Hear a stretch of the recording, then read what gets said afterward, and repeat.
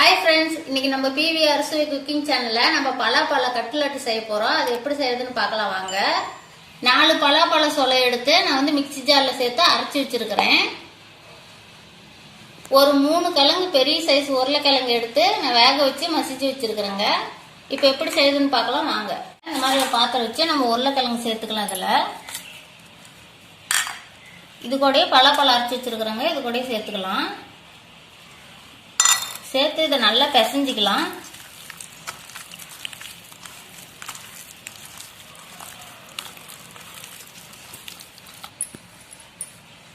நான் ஒரு 5 ஸ்பூன் சர்க்கரை சேர்த்துக்கிறேங்க.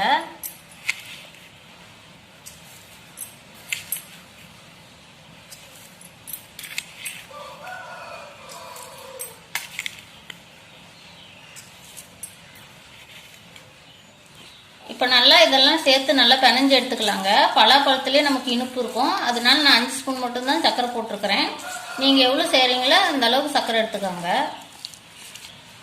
இப்போ இது நல்லா கெட்டி பதத்துக்கு வரத்துக்காக நான் வந்து ரெட் கிராம்ஸ் எடுத்து வச்சுருக்கிறேங்க. இது எப்படி அரைச்சேன்னா, நான் ரஸ்க்கு வாங்கி மிக்ஸி ஜாரில் சேர்த்து நல்லா அரைச்சிக்கிட்டேன். இப்போ இதில் சேர்த்துக்கலாம். இதோட சேர்த்து நல்லா பிணைஞ்சு எடுத்துக்கலாம். இப்போ பாருங்க, நல்லா கெட்டி பதமா பிணைஞ்சி எடுத்துக்கிட்டோம். இந்த மாதிரி நல்லா கொலன்னு இல்லாம இந்த மாதிரி கெட்டியா இருக்கணுங்க. நீங்க இன்னும் கொஞ்சம் கொலன்னு இருந்துச்சுன்னா கூட நீங்க பிரெட் கிரம்ஸ் எடுத்து சேர்த்து நல்லா பிணைஞ்சுக்காங்க. இப்போ வந்துங்க நம்ம இது வந்து வடை மாதிரி நல்லா வடை சேப்புக்கு உருண்டையை பிடிச்சிக்கலாம். இப்போ பாருங்க, இந்த மாதிரி உருண்டை பிடிச்சி நல்லா இப்படி கையில் வச்சு தட்டிக்காங்க. இந்த மாதிரி சைடெல்லாம் நல்லா இப்படி வச்சு கரெக்டாக தட்டிக்காங்க. இப்படி நல்லா ரவுண்டு ஷேப்பாக தட்டிக்காங்க. நமக்கு இந்த ஷேப் போதுங்க. இதே மாதிரி எல்லாம் செய்து எடுத்துக்கலாம். இப்போ பாருங்க, நம்ம கட்லெட் ஷேப்புக்கு செய்து வச்சுக்கிட்டோம். மைதா மாவு தேவையான அளவு எடுத்துக்கிறோங்க. இது தண்ணி ஊற்றி நல்லா கரைச்சிக்கலாம். ரொம்பவும் தண்ணி ஊற்றிடாதீங்க. நமக்கு வந்து இந்த கட்லெட் வந்து நினைச்சு போடுற அளவுக்கு நல்லா கொலன்னு இருக்கணும். இப்போ பாருங்க, நம்ம மைதா மாவு கட்டி இல்லாமல் நல்லா கெட்டி பதத்துக்கு இந்த மாதிரி கரைச்சிக்காங்க. ஆன் பண்ணிக்கலாங்க. இந்த மாதிரி ஒரு கடாய் வச்சுக்கலாம்.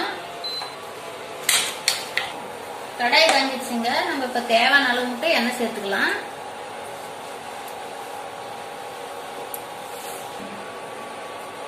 எண்ணெய் நல்லா சூடாட்டுங்க. இப்போ எண்ணெய் காஞ்சிடுச்சுங்க.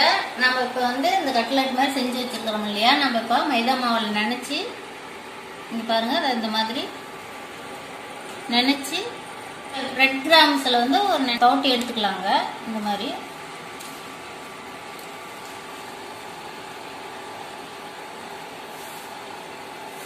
பாருங்க, தோட்டி எடுத்துட்டோம். நம்ம இப்போ எண்ணெயில் போட்டுக்கலாம்.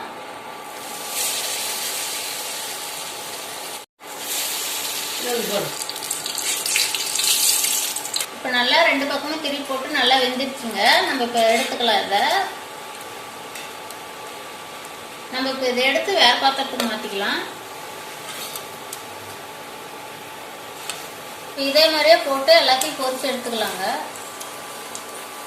சுவையான பலாப்பழ இனிப்பு கட்லெட் ரெடி ஆயிடுச்சுங்க. நீங்களும் இந்த மாதிரி செஞ்சு பாருங்க, ரொம்ப நல்லா இருக்கும். இந்த வீடியோ உங்களுக்கு பிடிச்சிருந்தா லைக் பண்ணுங்க, கமெண்ட் பண்ணுங்க, ஷேர் பண்ணுங்க. மறக்காம எங்க சேனலுக்கு சப்ஸ்கிரைப் பண்ணுங்க.